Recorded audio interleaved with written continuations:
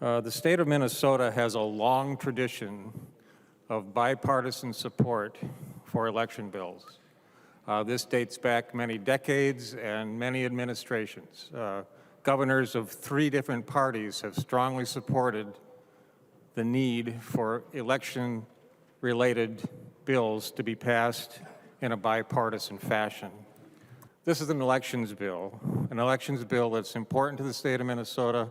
Elections are important to all of us in this chamber, and the work we do on these bills needs to be done thoroughly and completely. In this case, it's hard for me and hard for our other members to understand this need for speed. Now, in terms of the requirement that bills be bipartisan, that's been a statement that's been made by a couple previous governors. We are a separate branch of government here in the legislature, so we are not bound by that. I'm not aware that that statement has been made by the current governor.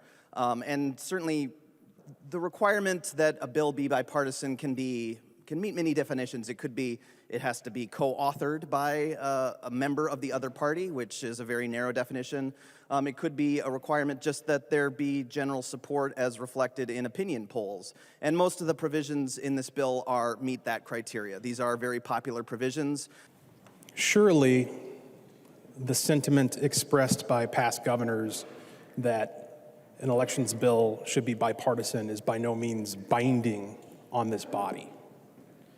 But in spite of that, it's nonetheless alarming to hear from a member from the majority that we're going to cite the separation of powers as a rationale for insulating us from that sentiment. I mean, this should be an axiom. Of course, election bills should be bipartisan.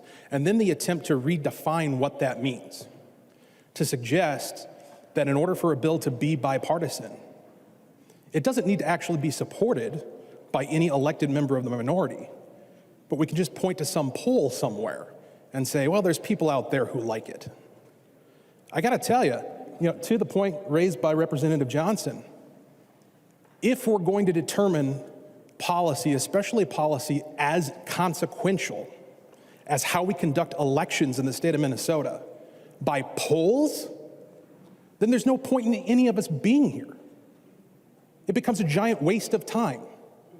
We are here as elected representatives of 40,000 people a pop to give those people a voice in the deliberative process that works itself out through committee and here on the House floor. And so to belittle that by suggesting that there's some distinction between an elected official and the people who he or she represents is something that I would suggest you think twice about. We're here to be that voice for the people who elected us, who we represent. And if we are not being given the opportunity to fully flesh out the impacts of this enormously consequential legislation in committee, then we are not providing them with a voice. It cannot be said that the people have been heard from because there's a statistic in a paper somewhere setting a poll from who knows who with methodology we can't cite. We have a process here that has been defined, has been time-tested, and is trustworthy. Let's utilize that process. Vote red.